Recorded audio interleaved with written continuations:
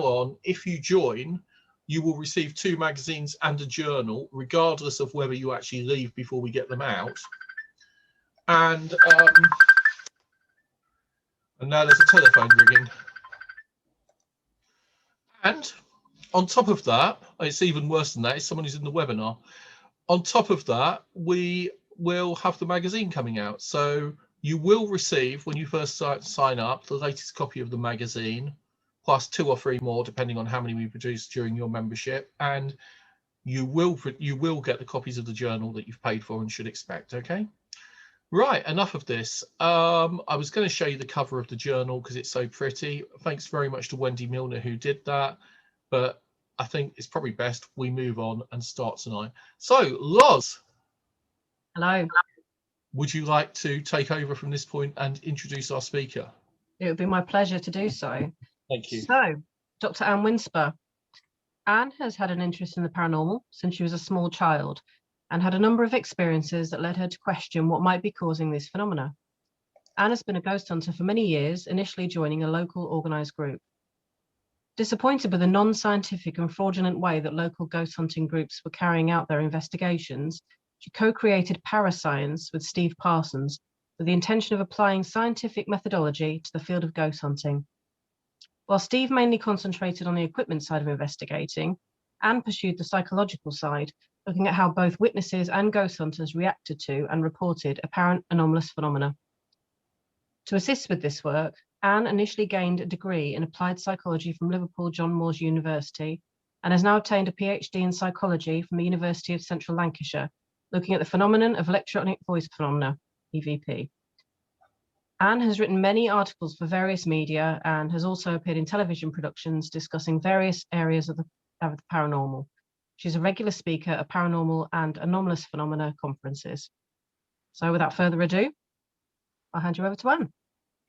Thank you very much. Now, after that wonderful introduction, it's all going to go pear-shaped when I try and share my screen again. You can all laugh at me, so bear with me a minute.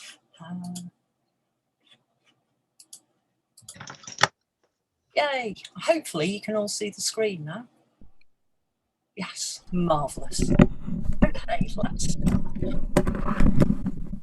So today I'm going to be talking about a Victorian schoolteacher mystic whose cause for canonisation was shelved in 1937, partly due to a controversy over her devotion to the sacred head of Jesus. To quote the secretary in Rome, there had been numerous appeals for devotions to different body parts at the time, and Rome was finding it all a bit farcical and felt if they allowed Jesus's head, it would open the door to devotions to Jesus's left finger, etc. Although there was some support to the devotion to the sacred head as the seat of wisdom. So there is a case for it, despite the Vatican being quite off with this. But I do also suspect the cause was partly shelved due to the sheer volume of what we could describe as apparent paranormal phenomena surrounding her. The Vatican may well have been concerned that these might overshadow the central message they were trying to portray. And also there was some debate about the validity of a number of these experiences. The cause is still on the books, and proof of a major miracle will probably allow the case to progress, leading to the possibility that we might end up with a saint buried in a tiny churchyard in a little village in the northwest of England. There are still people who are supporters of the cause, and there are plenty of apparently miraculous stories apparently associated with her. So why am I, a non-Catholic, arguably an academic, and a ghost hunter, telling the story of a potential Catholic saint? On closer examination, a lot of the religious miracles and torments associated with Teresa are actually very closely related to the spontaneous paranormal phenomena that are reported to us as ghostly happenings. And by a string of coincidences, I actually ended up right in the middle of the Teresa story. Well, I say coincidence, perhaps it was all part of a grand cosmic plan. So who was Teresa Higginson? Her father Robert was a lifelong Catholic. However, her mother Mary had converted following a visit to Rome and had been ostracised by her father because of it. Robert found the story of her conversion very romantic, and the couple fell in love and married. They lived in Lincolnshire, And whilst carrying their third child, Mary became ill, so they undertook a pilgrimage to Holywell in North Wales. These are some pictures I took last year in January when I went up there. And Teresa was born there on the 27th of May, 1844. So the picture on the left is the outside of St Winifred's Well Shrine, dating from the early 16th century, and the picture on the right is from actually inside the chapel. There's a spring that rises from the lower open crypt that flows out into an outside bathing pool, and above the crypt is St Winifred's Chapel. You can still, well, before COVID and presumably after COVID, you will again be allowed to bathe in the waters. And they also have a tap there, so you can stock up on as much of the miraculous waters to take home with you as you'd like to. There we go. So the family house became a centre for the local Catholic community, and they built a chapel in the house for priests to come and say mass.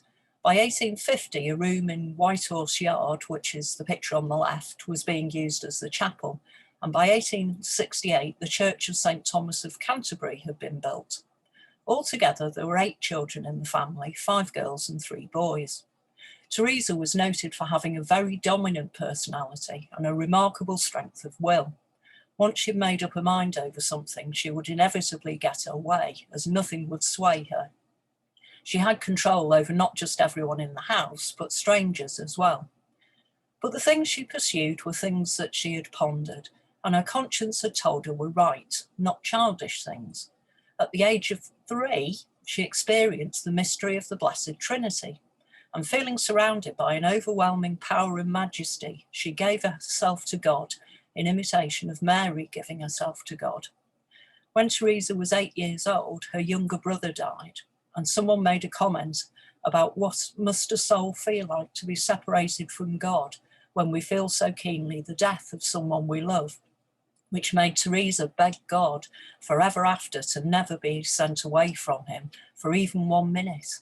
And shortly after, she promised that she would mortify herself in every way possible to prove how earnest she was in her love of the Lord.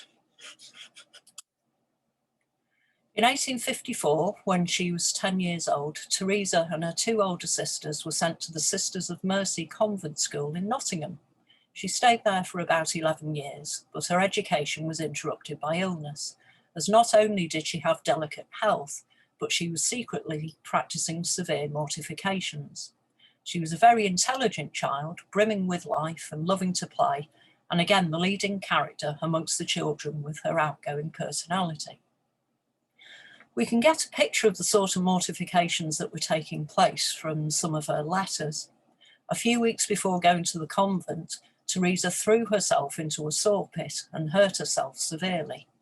Once at the convent, she accidentally fell out of a tree, which exacerbated her sawpit injury, but said it was nothing, as she told herself God had allowed it to happen so that she could feel the suffering of the Lord.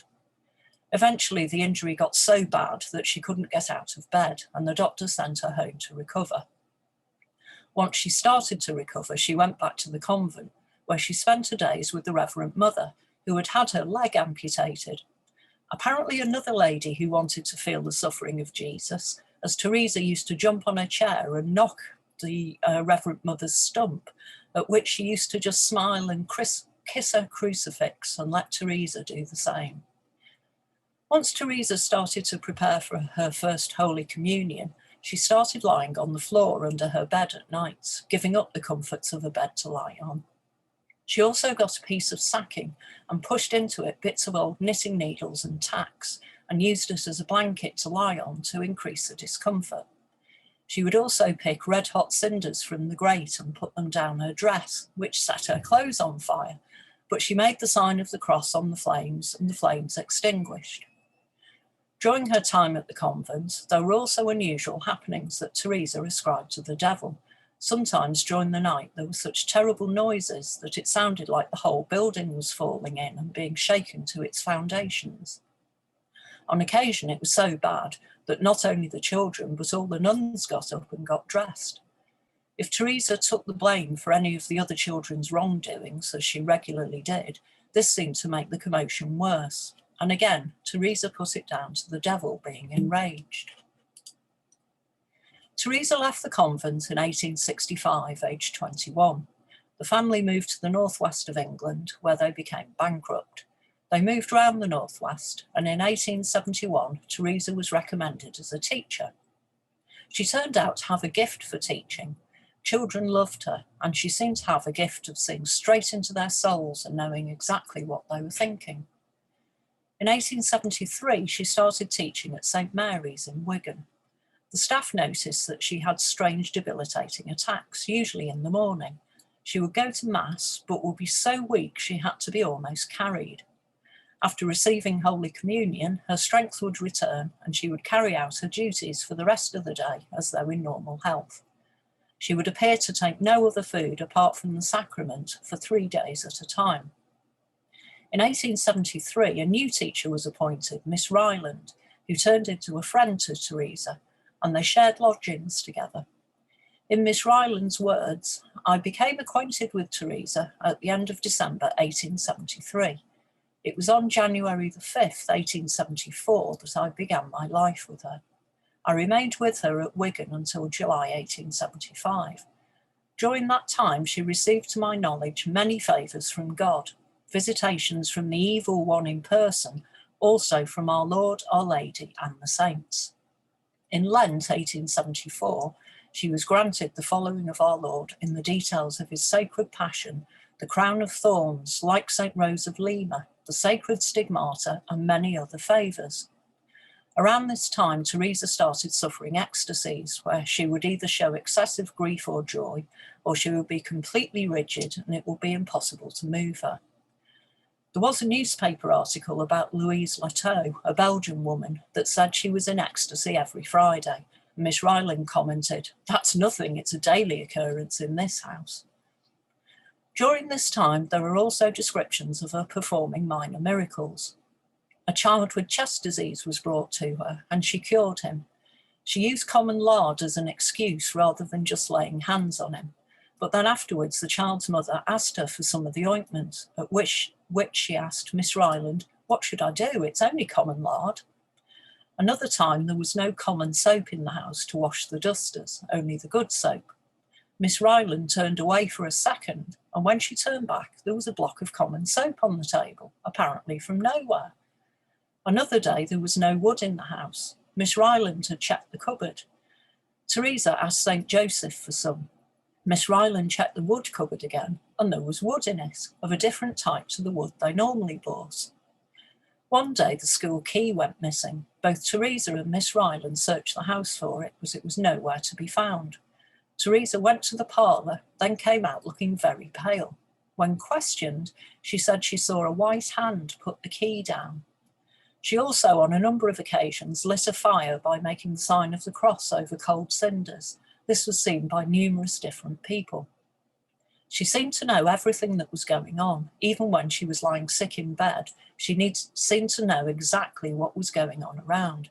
In fact, the story is told of 2 old priests on their way to visit her who thought it wise to go to confession with each other before seeing her. And all through this, she was still an excellent teacher, loved by the children, and well known for games such as railways, where she'd puff up and down the schoolroom imitating a steam engine. There are, of course, other stories or other explanations that have been put forward about these apparent miraculous happenings. For instance, one of the nuns reports an incident where there was a trunk on the ground floor of the convent they were at, and the nun begged Teresa to get the key from upstairs. Teresa started making signs of the cross over the trunk and shaking it to see if it would open. When she'd made the 6th sign of the cross in vain, the nun got impatient and bade her to go and fetch the key at once. In Holy Week in 1874, Teresa started showing stigmata. She began bleeding from her hands and feet on Good Friday, and she carried on displaying these marks at various times over the rest of her life. She was still carrying out physical mortifications, but I won't go into too much detail, as they are quite gruesome. But suffice to say, nowadays she will probably be sectioned for carrying out acts of severe self-harm. I should point out that the picture in the middle is actually a Polaroid, a reasonably recent one of a lady who also started displaying the stigmata. So in December 1875, Teresa moved to the Wirral, where she had a vision of her father's death. In 1877, her health broke and she returned to her family, who were now living in Neston in Cheshire. Teresa wasn't happy here, as she couldn't get communion as often as she liked, so she moved to Bootle in Liverpool, where she remained until 1887.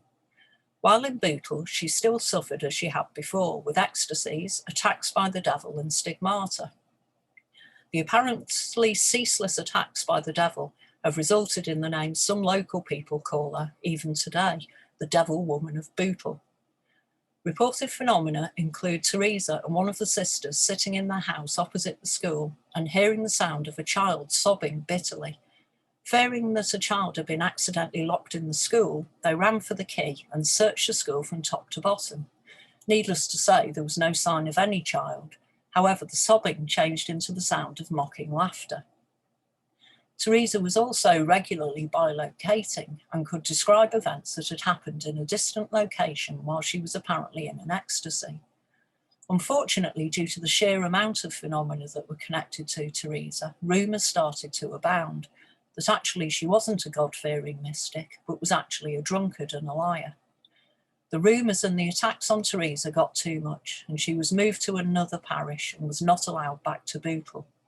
One of the things that does annoy me greatly about the case is the fact that Teresa was regularly abused by the male priests. They would deliberately humiliate her, refuse her entry to the church, and refuse to support her on the grounds that all saints had to suffer, and it just proved she was holy. Teresa, of course, would accept any humiliation that was thrown at her, welcoming it as further proof that the Lord was sharing his suffering with her. While staying with her sisters in Neston, she experienced one of the more famous events. It has been documented in a number of ghost books. The parish priest had left the church keys with Teresa while he went away for a short while, and they'd run out of wicks for the sanctuary lamp. One morning there was a knock at the door and an old priest stood there. Without a word, he handed Teresa a box of wicks, then walked into the sacristy.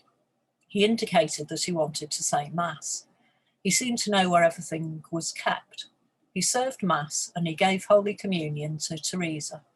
After Mass, Teresa went to get him some breakfast, but on returning, the vestments were neatly folded and the priest had vanished. When the parish priest returned from his travel, Teresa described the event to him, and he in turn told the bishop. The bishop recognised the description of the priest as one who had served the church many years before, and had been buried in the graveyard for a number of years. She held a number of short-term positions after this, but her suffering increased greatly until on the 24th of October 1887 she experienced the mystical marriage, the most exalted condition attainable by the soul in this life. Following this, she moved to St. Catherine's Convent in Edinburgh, where she remained for 12 years with the nuns. She continued the same life of prayer and suffering, but finally with absolute peace. However, there were still unexplained events associated with her. Some unexpected visitors were being cooked a salmon for lunch, but it was quite uncooked, and the guests needed to leave to catch a train. Teresa made the sign of the cross over the cooking pot, and the fish was miraculously cooked.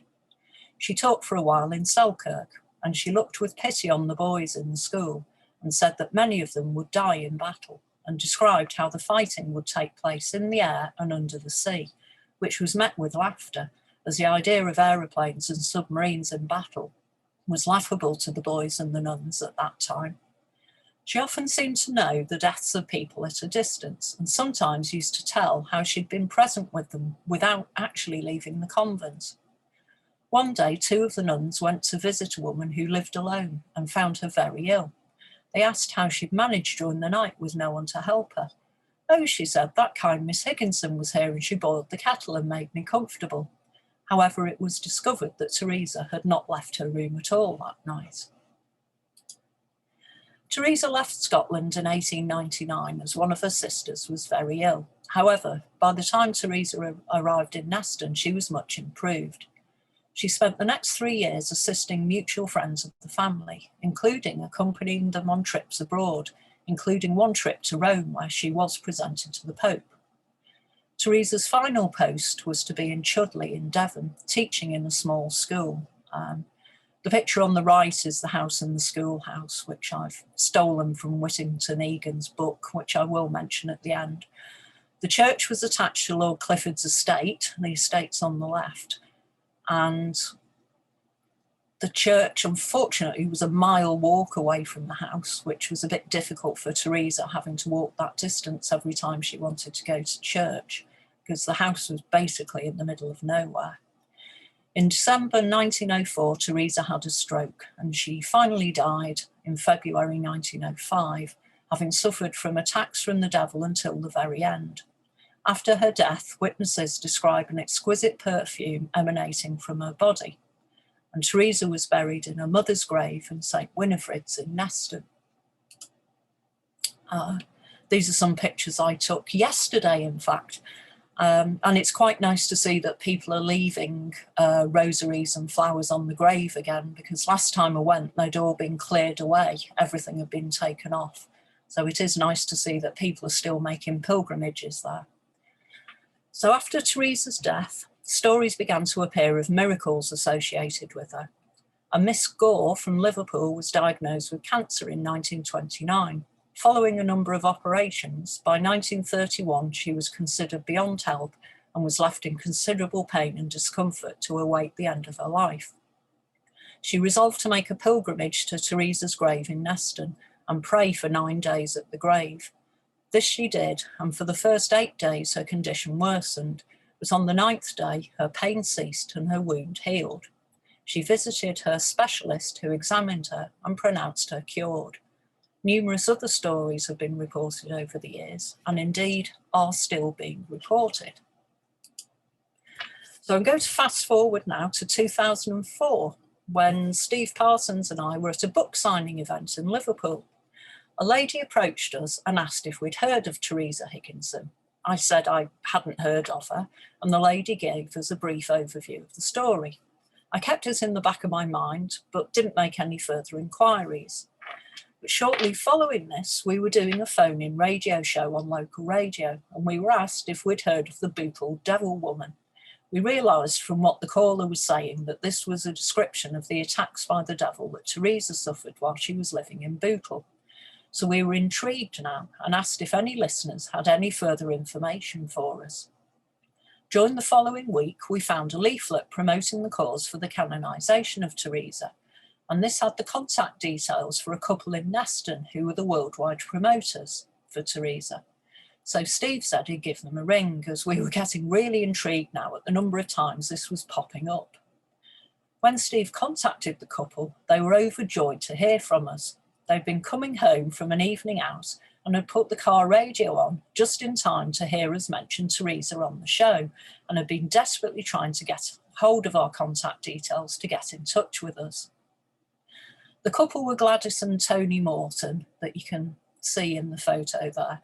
I have used their real names, as they've not only been in the press, but they're also mentioned by name in Whittington Egan's book. Sadly, Tony died in 2004. I did go to his funeral in Neston. He was buried just behind Teresa. And sadly, I lost contact with Gladys when she moved into a nursing home. We did visit her there once, but then we lost contact. I assumed she'd also passed on, but every time I went to the grave, there was no mention of her on Tony's gravestone.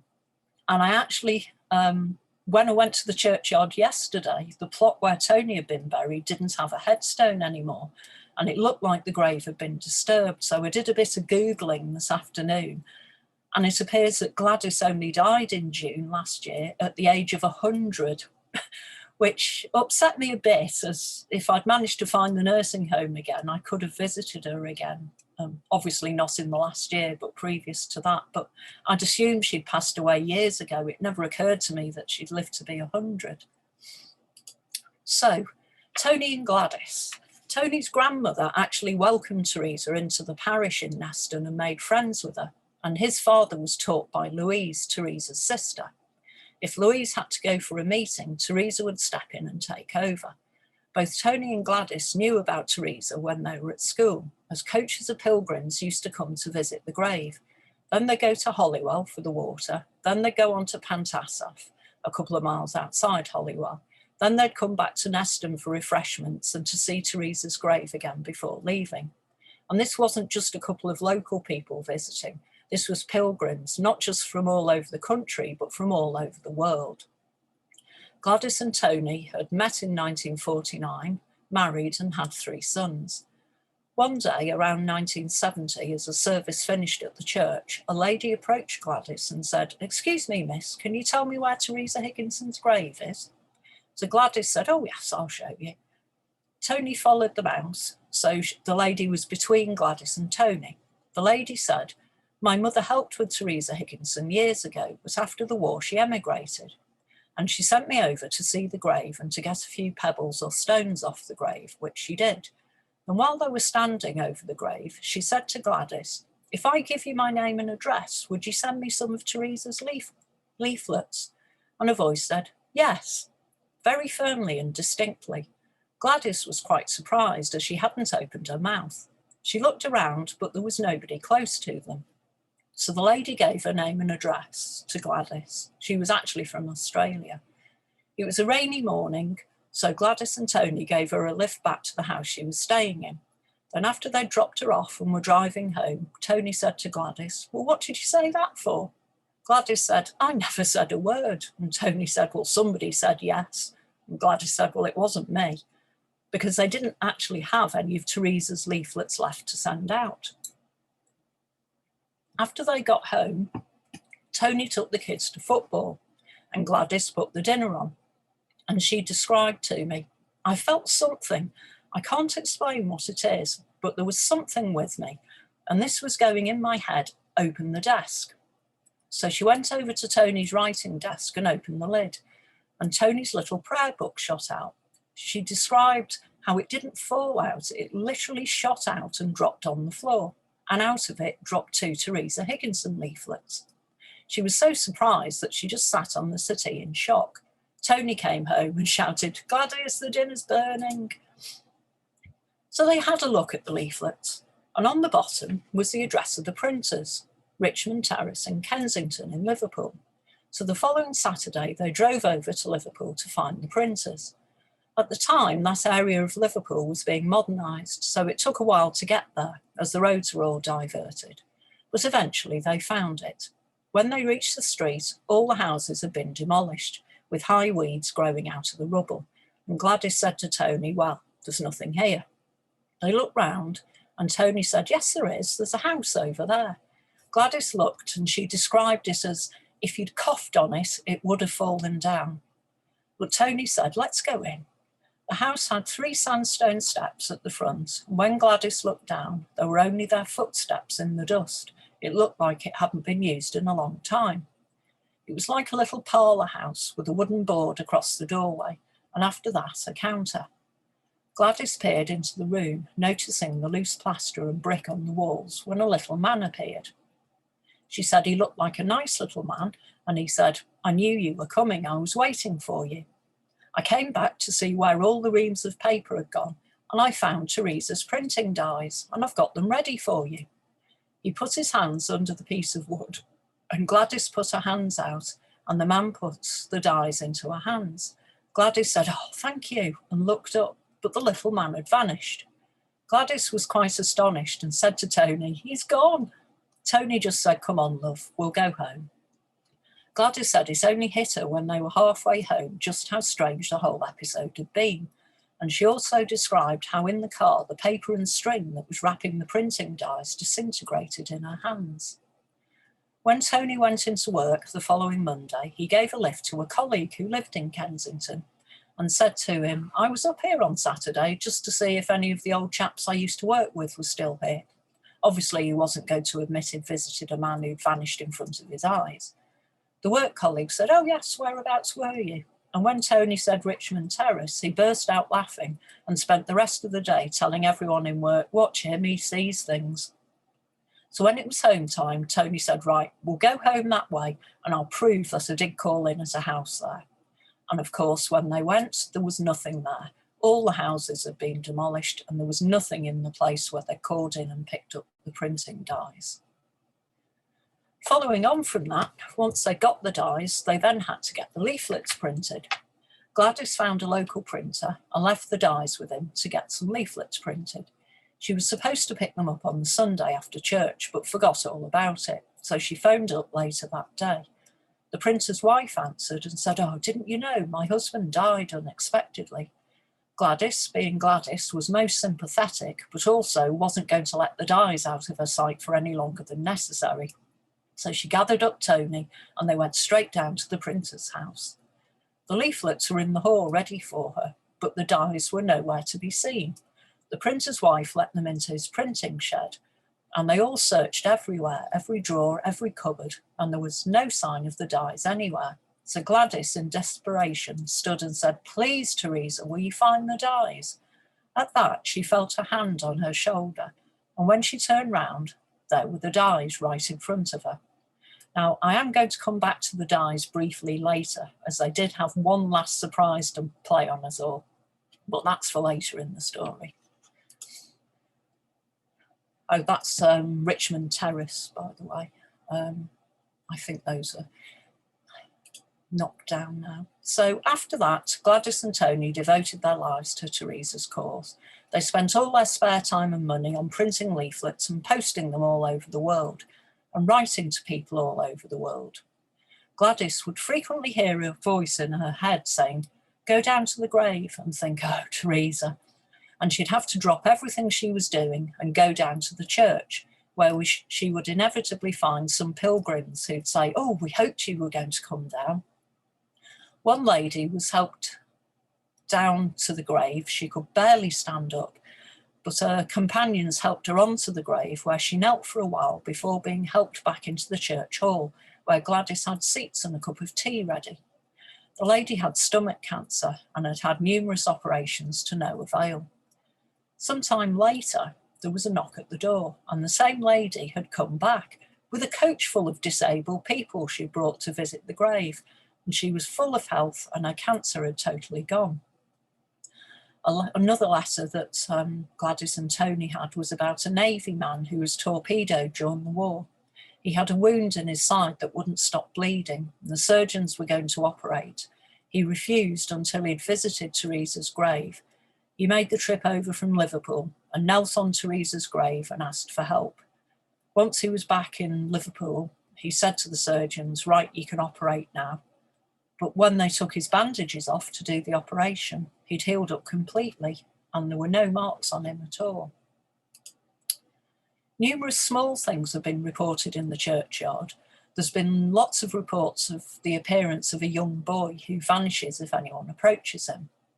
Gladys and Tony's niece and her friend were going to choir practice, and when they arrived, the organ was already playing, so they thought they were late. However, as soon as they entered the church, the organ stopped, as there wasn't actually anyone in the church. It was completely empty. A number of times, the door at the back of the church would open, and although nothing could be seen, people would report the feeling that someone was walking down the aisle, then the front bench on the right-hand side would creak as if someone had sat down on it. Another unusual experience was one night when Gladys and Tony were in bed. Someone rang their front doorbell. Gladys went to answer it, assuming something had happened. 3 people were at the front door, asking for directions to Teresa's grave. They were on the way to Manchester, so Gladys invited them in and explained where the grave was in the churchyard. However, she'd forgotten that at the time the grave wasn't marked with Teresa's name, it was only marked with her mother's name. Nowadays there is a plaque, but there wasn't at this time, and the priest had asked Gladys to remove any grave markings as well. A couple of days later, Gladys got a letter from the trio saying they'd had a funny experience. The trio consisted of a tall man called Joseph, his mother, and another lady. Joseph had gone into the graveyard with some roses for the grave and a torch so that he could see where he was going. The ladies had stayed on the main road, as the hedge was only small back then, so you could clearly see into the graveyard from the main road. They were standing outside the car and everywhere was still and quiet. Joseph went to the bottom of the graveyard nearest the road to put the flowers on the grave, but got mixed up with which grave to put the flowers on, with it not being marked. But as he walked down the graveyard, A young man in a white shirt with the sleeves rolled up walked down in front of him and led him to the correct grave. He was clearly seen by the two ladies from the road, but he wasn't actually seen by Joseph in the graveyard. When he was described to Gladys, she recognised his description as a young man who belonged to the church who had died wearing clothes exactly as described. Gladys did give the letter from the trio to the priest to look at, but he never gave it back to her. While we were involved with Gladys and Tony, we had a number of small incidents happen to us. They were all the kind of tiny things that we'd normally just dismiss, but they all seemed to happen every time we were actively doing something for the case. In the end, it got to the point where we used to say, "That was Teresa then," and just carry on as if nothing had happened. A couple of examples. We were in the church, just taking some photographs. As we'd walked in, we'd looked at all the leaflets on the table behind the back pew in case there was anything interesting, and there was nothing apart from one leaflet about the church and the usual coffee morning leaflets. We climbed up the stairs to the balcony to take some photos across the church. Then we went back down to the table at the back of the church, where lying on the top of the table was a prayer to Teresa, which definitely hadn't been there before, and there was no one else actually in the church at the time. Plus the table was right below where we'd been standing on the balcony, so we had a full view all the time, except when we went up and down the stairs, and someone would have had to have sprinted pretty fast to get in there, put a leaflet down and sprint out again. We have also heard a disembodied voice in the graveyard. Again, we haven't actually got any evidence, so it's nothing we've ever specifically documented, but it's interesting as part of all the other subjective accounts. I am going to have to tell you the story of the cyclist, unfortunately. Again, it's a completely random occurrence, but it's peripherally tied in with the story because it happened when we were driving to see Gladys and Tony one day. So we were driving down a small country lane on the way to Neston to go and see Gladys and Tony. Now, both myself and Steve know these lanes like the back of our hand.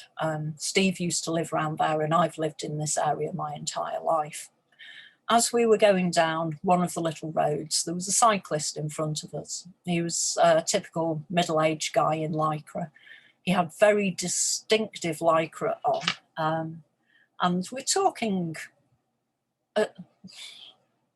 well, Tony died in 2004, so that's how long ago it was. So nowadays you can't drive to Neston without 300 cyclists being in front of you, but in those days they were a bit more rare. The cyclist had very distinctive coloured lycra on, and Steve, being Steve, wound his window down, and when we eventually managed to overtake him on a straight bit of road, he leaned out of the window and shouted something at him. So he had a good look at his face as we went past, while I was cringing in the driver's seat saying, "Stop shouting at the cyclists." So we carried on.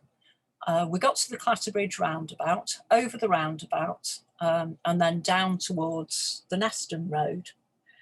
There is no other way round apart from one tiny little road that takes you across a second motorway bridge. And there is no way that a cyclist can beat a car. It just isn't physically possible. However, when we were halfway down the second country road, the same cyclist was in front of us again. Exactly the same bloke wearing exactly the same clothes, and we had another good look as we rode past, and it was exactly the same guy. So we either had another time slip, an unusual experience, or there were two twins out riding separately on the road that day. Again, of its own, it's just one of those things that you forget about and file. But these things happened every single time we did anything connected with Teresa. So, what is the point of all this? I've given you a really, really brief history of a mystic, none of which I can personally verify. I've given you personal testimony from two people whose word I trust implicitly, but again, it's all subjective and I've got no objective proof. Gladys and Tony had boxes and boxes of letters in their upstairs room from people who had experienced unusual phenomena, and people who believed they had experienced miracle cures.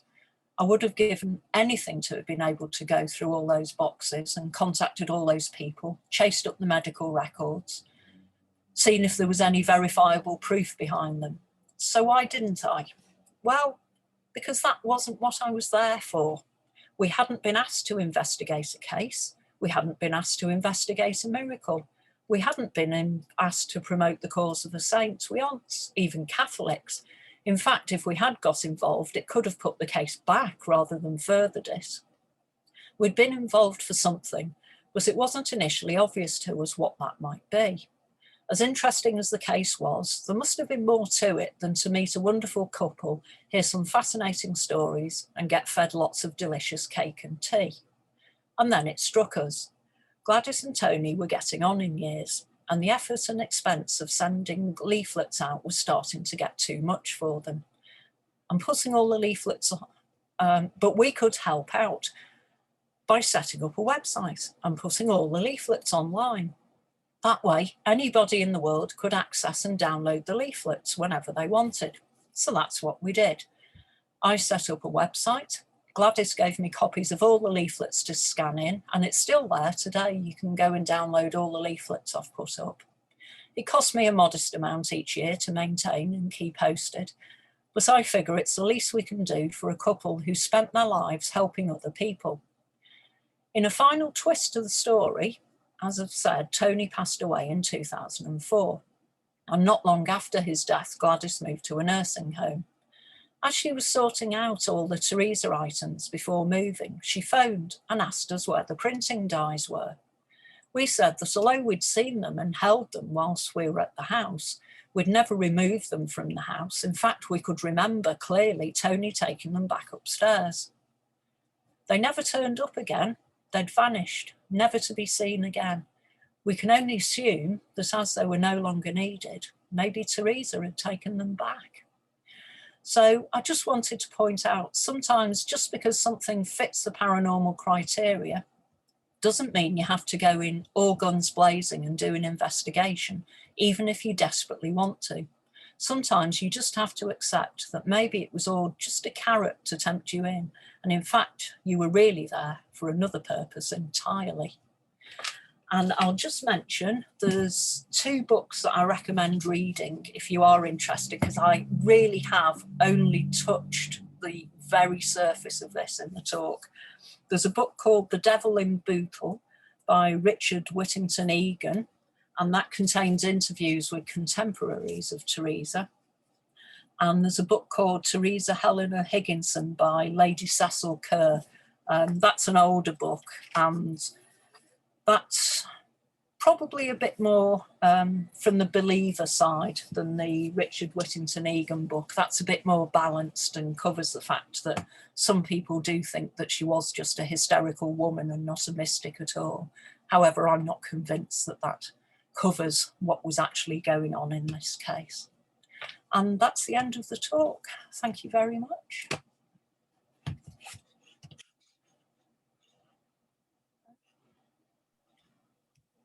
Thank you so much, Anne. I've seen you speak a few times, and it's always been an absolute pleasure listening to you speak. It was a really, really interesting talk, so thank you very much. If anyone's got any questions for Anne, please put them in the chat, or put your hand up, and we'll put you on the video and audio. There's nothing in there so far. Just to add as well, I didn't know anything about Teresa prior to hearing the subject of this talk. And I did a little bit of a read up, and there's not an awful lot online about her, so it was really enlightening, your talk. Thank you. We've got a couple of bits in the chat. Just saying thanks ever so much, says Edward, and Joanne says very interesting talk, Anne, thank you. CJ, you around? Have you got any questions for Anne? No. That was very, very much to the point. And I find it interesting that you, like me, are not a Roman Catholic, yet was somehow brought into this bizarre scenario. It's very strange. I've never, ever before felt like, it sounds really daft, and it's taken me years to be able to say this out loud, but it very much felt as if we were being guided into something by something beyond our beyond our knowledge. It's a very strange experience. It was nothing like a typical ghost case. It was like lots of coincidences were falling into place and guiding us to do something. And in the end, we assumed that our purpose was simply to copy all these leaflets and put them online so people could still look at them. I would have absolutely loved to have gone through all the paperwork and built up a case for perhaps having her canonised, or at least try and find out the truth. But I'm not a Catholic. It probably would have been seen in a bad light. So the best I can do is just put the information out there for people to follow up. Oh, sorry, I've just seen something in the chat about St. Teresa of Avila. I think what you're saying, Anne, does a great deal for her legacy, which is, you know, the best, like you said, the best you can do. That's right. And just keep following it up, keep visiting the grave, keep putting the information out there. Hopefully somebody else will take the mantle. There were a lot of other bits of paperwork that were held by another lady over in Liverpool, but I'm not sure even if she's still alive or not. So I guess it's just a case of keeping it going through the new generation now that all the people who knew about her and had met her or had met people who'd met her are all now sadly passing on. Paula, is Paula there? Paula, would you like to ask? Hello? Go on, you ask Anne your question. Yeah, hi Anne. It was a great talk. I'm going back probably a good 30 years now. I read a book called Holy Anorexia, which had a big chunk about St. Teresa of Avila, and it was all about Catholic saints that practiced mortification. And as I said, I'm thinking back a very